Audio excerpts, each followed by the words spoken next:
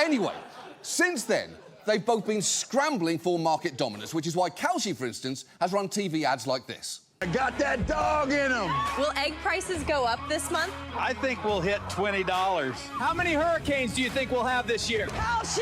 Kalshi lets you legally trade on anything, anywhere in the U.S. OKC! Visual cacophony is an AI slop atrocity. It contained 2 alligators, 4 shirtless or nearly shirtless old guys, 1 egg freak, 3 different people being pursued by the police, 1 woman I'm kind of rooting for, 1 USDA inspector's fucking nightmare, and 1 alien seemingly rooting for Duke, which honestly tracks. And the whole thing ends with the world's gone mad, trade it, although given everything that came before, a more honest tagline might have been, fuck empathy, get money, Kalshi.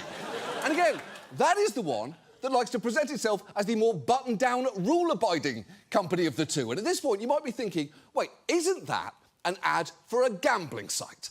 But both Kalshi and Polymarket will fiercely argue that that's not what they are at all. They argue that gambling involves playing against the house, while their users are trading against each other, with the companies typically just charging a fee on trades. They'll also insist that they're simply modern versions of commodity futures markets, which have been around for over a century. If you're not familiar with them, they're a place where people can speculate about the future price of things like corn or natural gas. And crucially, they will argue that the bets they sell are financial instruments that enable ordinary people to hedge against future risks, like betting that, say, a hurricane will hit or that the US government will shut down. Here is how Kalshi's CEO frames it. We had a market about whether student loans are going to be forgiven or not this year. And so a lot of people were hedging using that market. And so if it wasn't forgiven, they would get paid some amount of money that they could use to basically pay the student loan. And that's why this is very important. Right, apparently, they're just trying to help people make wise planning decisions. It's the kind of responsible financial thinking that you intuitively associate with a company that advertises itself with a shirtless old man being arrested or an alien pledging Sigma Chi.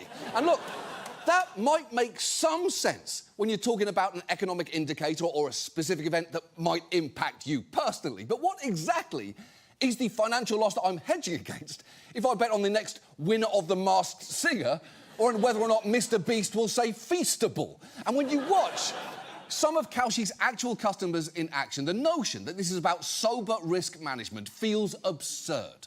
Moron like Kamala or a moron. Joel is just deciphering this and just making money. Yeah, that is not using a financial instrument to hedge risk. It's taking advantage of a sundowning geriatric's rapidly declining verbal abilities.